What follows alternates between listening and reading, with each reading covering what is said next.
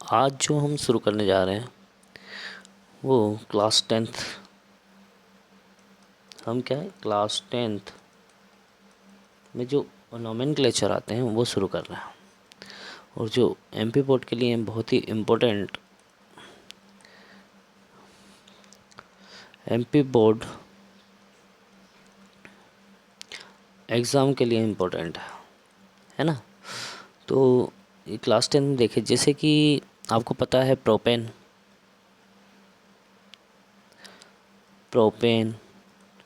इनका स्ट्रक्चर कैसे लिखा जाता है। तो मैंने आपको पहले हम डिस्कस कर चुके थे, इससे पहले अगर क्लासेस देखी होगी आपने, तो मैं यहाँ थोड़ा सा आपको नोट करा देता हूँ। अब क्या है, देखिए आप, अगर कार्बन 1 हो, ये पहले मैं करवा चुका हूँ शायद, तो उसे हम मैथ बोलते हैं, ये नोट कर सकते हैं आप लोग। और अगर कार्बन 2 हो तो उसको हम क्या बोलते हैं, एथ बोलते हैं। कार्बन 3 हो तो क्या बोलते हैं हम उसको, प्रोप बोलते हैं, है ना। और कार्बन 4 हो तो क्या बोलते हैं, ब्यूट बोलते हैं। ये चीज़ें हम डिस्कस कर चुके थे। और इससे पहले हमने देखा था क्या, हाइड्रोकार्बन में एल्केन के बारे में पढ़ा था हमने, एल्केन, एल्कीन एंड एल्काइन। ठीक है, तो आज हम इन तीनों के बारे में डिस्कस करेंगे। जैसे कि अगर मैंने नाम लिखा है यहाँ पर, एक क्या है, प्रोपेन है, ये प्रोपेन है। ठीक है, तो प्रोपेन को कैसे लिखते हैं हम, देखो प्रोप मतलब कितने कार्बन है, आप देखेंगे 3 कार्बन्स। तो आप सबसे पहले क्या करेंगे, 3 कार्बन लिखेंगे इस तरीके से। तो प्रोप का 3 कार्बन हो गया। अब आपको ये पता है कि जो कार्बन होता है, कार्बन की वैलेंसी 4 होती है। तो कार्बन के चारों तरफ इस तरीके से कितने होते हैं, 4 बॉन्ड होते हैं। ठीक है, क्योंकि वैलेंसी इसकी कितनी होती है, 4 होती है। एटॉमिक नंबर कार्बन का जो होता है वो कितना होता है, 6 होता है। 6 होता है, तो हम इसको लिखते हैं 2 और 4। तो ये जो आउटर मोस्ट सेल, अब आउटर मोस्ट सेल क्या होती है, देखो ये न्यूक्लियस होता है, और न्यूक्लियस में कौन होता है, प्रोटॉन होता है और न्यूट्रॉन होता है। और उसके बाहर ये देखो पहली सेल है, तो पहली सेल में हम कितने इलेक्ट्रॉन भरते हैं, 2, तो ये 2 आ जाते हैं। ठीक है, और ये दूसरी सेल है, इसमें कितने इलेक्ट्रॉन भरते हैं हम, 4, ये देखो 4 है।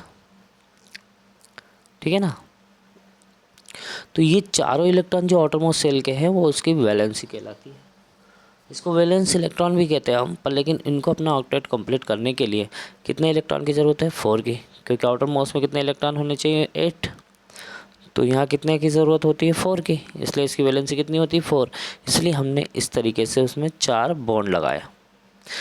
अब यहाँ पर 3 कार्बन हमने क्यों लिखा, क्योंकि प्रोप वर्ड आया। प्रोप में कितने कार्बन होते हैं, 3 कार्बन होते हैं। तो अब देखिए आप, और एन क्यों लिखा हमने, एन इसलिए लिखा क्योंकि कार्बन और कार्बन के बीच में क्या है, सिंगल बॉन्ड है। कार्बन और कार्बन के बीच में क्या है, सिंगल बॉन्ड है, उसे हम एल्केन कहते हैं। मतलब क्या है, कार्बन और कार्बन के बीच में अगर सिंगल बॉन्ड हो तो एल्केन, कार्बन और कार्बन के बीच में अगर क्या हो, डबल बॉन्ड हो तो एल्कीन, और कार्बन के बीच में अगर ट्रिपल बॉन्ड हो तो क्या बोलेंगे हम उसको, एल्काइन बोलते हैं। ठीक है, तो एन हमने किसका लिया, एल्केन का लिया। एल्केन का क्या लिया, एन लिया। और प्रोप किसका लिया, कार्बन 3 है तो प्रोप लिया। तो दोनों मिलकर क्या हो जाते हैं, प्रोपेन हो जाते हैं। तो अब आपके दिमाग में ये आ रहा होगा सर के बाकी, तो हम जितने भी कार्बन हैं उसमें 4 बॉन्ड हमारे पूरे करने हैं हमको। यहाँ 2 है तो यहाँ 2 लगा देंगे, यहाँ 1 है तो यहाँ कितने लगा देंगे, 3 लगा देंगे। ठीक है, अब आप देखना,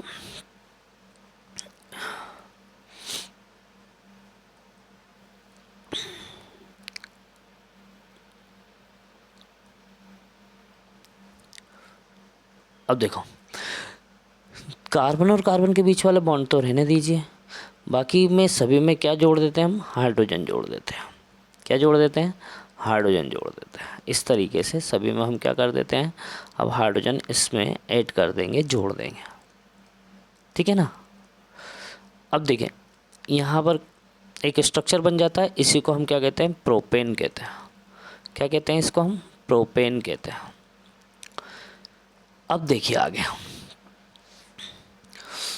अगर आपको ब्यूटेन का स्ट्रक्चर बनाना हो, किसका बनाना हो, ब्यूटेन का स्ट्रक्चर बनाना हो, तो आप देखें इधर यहाँ क्या लिखा है, ब्यूट लिखा है, और ब्यूट में देखो यहाँ पर ब्यूट लिखा हमारा, और ब्यूट में कितने कार्बन है, 4 है। तो यहाँ पर आप क्या बना दें, 4 कार्बन बना है, इस तरीके से 4 कार्बन बन गए आपके। अब देखो सिंगल बॉन्ड ही है सभी में, तो एन लग जाता है, इसलिए ब्यूटेन हो गया। अब सभी के बॉन्ड को कितने कर देते हैं, कार्बन के बॉन्ड को 4 कर देते हैं। यहाँ 2 है तो 2 लग जाएंगे, यहाँ पर भी 2 है तो 2 लग जाएगा, और यहाँ क्या है, ये हो जाए। सभी में अब क्या ऐड कर देंगे अपन, हाइड्रोजन ऐड कर देंगे। क्या कर दिया हमने, हाइड्रोजन ऐड कर दिया, सभी के अंदर हमने हाइड्रोजन को मिला दिया, जोड़ दिया। आया आपको। तो ब्यूटेन का स्ट्रक्चर हम इस तरीके से बना सकते हैं, और प्रोपेन का स्ट्रक्चर हम इस तरीके से बना सकते हैं, है ना। मोस्ट टाइम पे ये परीक्षा में पूछा जाता है, ठीक है। अब देखिए आगे, आगे देखिए हम, अगर आपसे क्या पूछ लिया, वो एथेन पूछ लेते हैं। क्या पूछ लिया उसने, एथेन पूछा। तो एथेन जब कार्बन का नंबर क्या हो, 2 हो, तो क्या बोलते हैं उसको, एथेन बोलते हैं, ठीक है। तो और एल्केन का पता ही है, एल्केन किन को कहते हैं हम, एल्केन उनको कहते हैं जिसमें कार्बन और कार्बन के बीच में सिंगल बॉन्ड हो। तो एथेन, एथेन में कितने कार्बन है, 2 है, तो ये इस तरीके से हम 2 लिख देंगे। और 2 लिखा तो मैंने कहा कि कार्बन के तो हर एक कार्बन के कितने होते हैं, 4 बॉन्ड होते हैं, या 4 बॉन्ड बना दें, और सभी में हाइड्रोजन हम इस तरीके से ऐड कर देते हैं। जब इस तरीके से हम हाइड्रोजन को ऐड कर देते हैं तो ये क्या बन जाता है, एथेन बन जाता है। क्या बन जाता है, एथेन बन जाता है। अब ऐसे एल्केन का कोई सा भी स्ट्रक्चर आप बना सकते हो।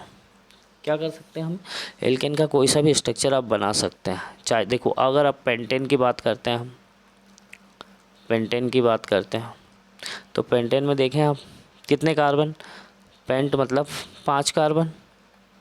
जब 5 कार्बन हो तो उसको हम क्या बोलते हैं, पेंट बोलते हैं। और एल्केन है तो एन लग जाएगा। तो यहाँ पेंटेन में देखो 1 2 3 4 और ये 5 हो गए। सभी में कितने कर दो, 4 कर दो।